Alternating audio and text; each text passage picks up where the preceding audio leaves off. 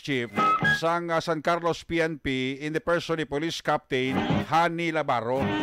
Ma-follow up kita sa iya sining kaso sang shooting incident nga nagluntad kagabi dira sa syudad sa San Carlos.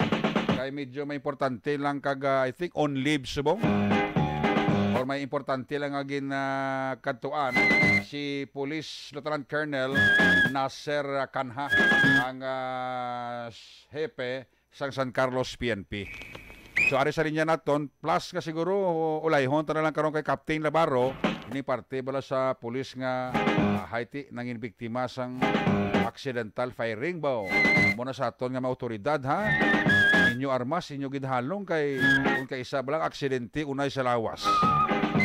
Daw naglupok ang armas siya, mumuni ang nakautas sang kabuhi sang aton miyembro sang PNP. Ari sa rin naton si Police Captain Hani Labaro. Captain Labaro, sir, mayong hapon si Action Eric. Yes, sir. Mayong hapon, sir. Yes, salamat gid sir sa tiyempo mo. Sir, anong update naton latest developments sining kaso sang shooting incident nga nagluntad dira kagabi sa imo AOR? Yes, sir. No, sa latest naton ni sir, for now, ongoing dyan po ng aton nga investigation. And as to the motive, kag ang identity sang aton suspect, wala pa kasubong identity kay ongoing pa aton nga investigation. So nanong ang biktima sir matay ko do napatay gini? Yes sir, after sang incident ginagaw ni siya dala sa ospital. But wala di siya paingabot na dead on arrival ni siya. Ahay, anong din ang igo ni sir sa paglutang? Sa dughan ng igo niya sir. Isa man lang? Yes, isa lang kalupok ni. Anong plastado sir paano sa gintiro man? So, according sa aton nga pag-investigar dito, ara siya sa sulod sang balay sa iyang amigo, nga amo ni ang friend niya, si alias Jerome. Okay.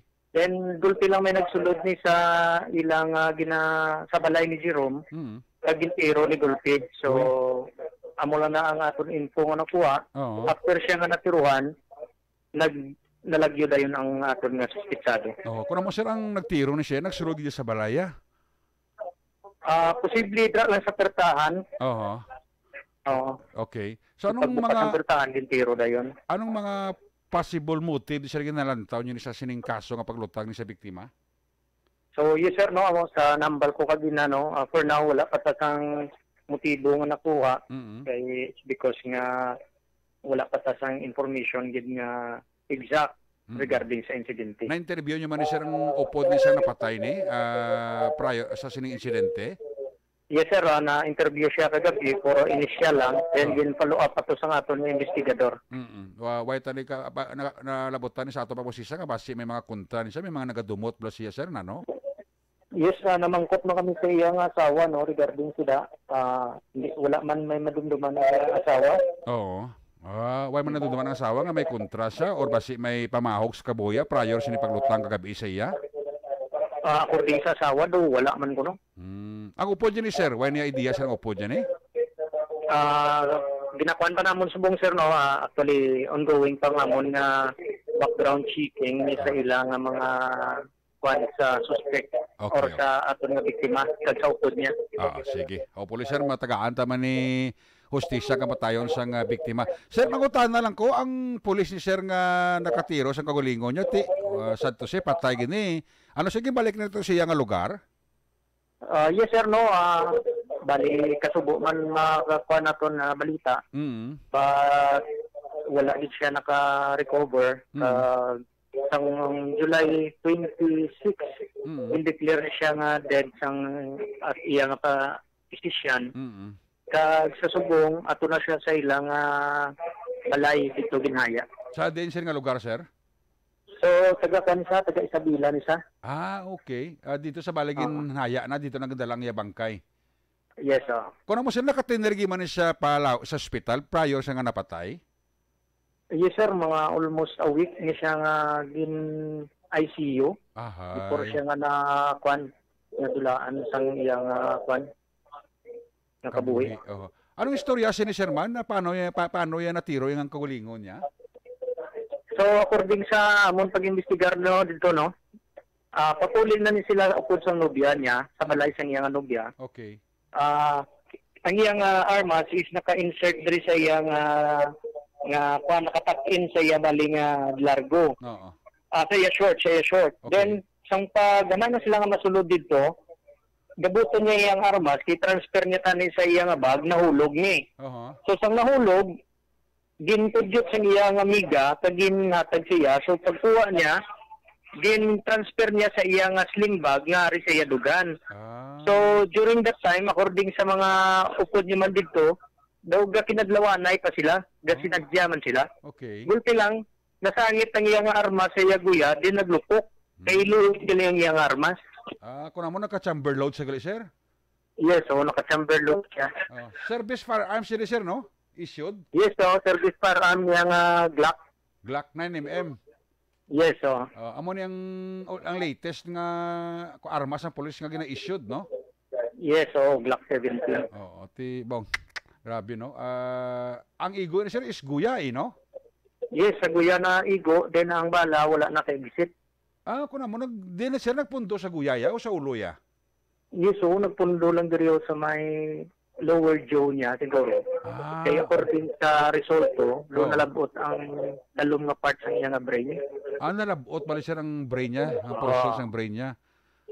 Yes, okay. So, wala gali kalapos ang bala, sir? Wala kalapos ang bala.